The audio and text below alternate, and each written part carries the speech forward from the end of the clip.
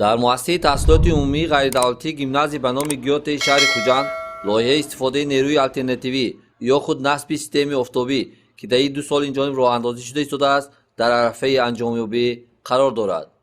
дар дораи лоиҳаи амалкунанда аз тарафи мутахассисони ҷамъияти дорои масъулияташ маҳдуди технологияҳои сабз дар гимназия насби таҷҳизоти офтобӣ амалӣ карда шуд. мутахассисон тамоми ноқилҳои вобаста ба гармидиҳии офтобиро насб намуда, дар бомҳои муассиса таҷҳизоти аз офтоб энергия қабулкуниро ҷойгир намуданд. дар сурати истифодаи он муассисаи таълимии мазкур пур аз энергияи офтоб истифода бурда, ба ин васила нерӯи барқро сарфа менамояд. ҳамзамон аз тарафи мутахассисони ҷамъияти дорои масъулияташ маҳдуди технологияи сабз ба як гурӯҳ омӯзгорон, шахсони мутасаддӣ ва талабагони гимназия ҷиҳати истифодабарии таҷҳизот омӯзишҳо гузаронда шудааст.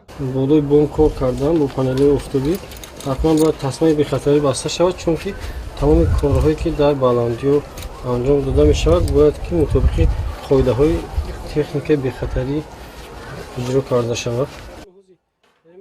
бояд қайд намуд, ки ин ширкати ватанӣ таҷрибаи кофӣ дар ин самт дошта, то ин дам дар қаламрави мамлакат якчанд чунин лоиҳаҳоро амалӣ намудааст. гимназия бо ин иқдом дар кишвар аввалин муассисаи таълимӣ мебошад, ки дар фаъолияти худ нерӯи сабзро васеъ истифода карда дар сарфаи барқ ва пешбурди соҳаи нерӯи сабз равнақ додани иқтисодиёти кишвар саҳми худро мегузорад ва ба ин баъд низ корҳои созандаи худро барои ҳалли проблемаҳои экологӣ давом медиҳад. дар доираи лоиҳаи энергияи алтернативии ин муассисаи таълимӣ дар ин ҷо насби системаҳои офтобиро ба роҳ мондагӣ ҳастем. умедворем ки рӯзҳои наздик ба кор дароварда мешавад.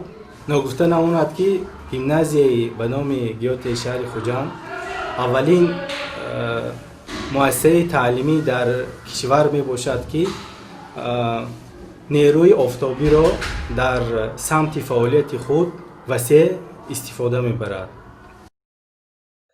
ҷоиз ба зикр аст, ки ҳанӯз соли 2019 хонандагони гимназия Тахминахон Холиқова ва Далер Дадабоев бо роҳбаладии омӯзгори экология Зарина Мирзошарипова дар финали 11-уми озмуни байналмилалии экологӣ иштирок намуда ба гирифтани мукофоти Султони Аморати Муттаҳидаи Араб Зайд ибни Султон ба маблағи $100,000 ноил шуданд. дар ин озмуни бонуфуз аз 130 давлат 2100 лоиҳаҳо пешкаш шуда, лоиҳаи дастпарварони гимназии Гёте ғолиб дониста шуда буданд.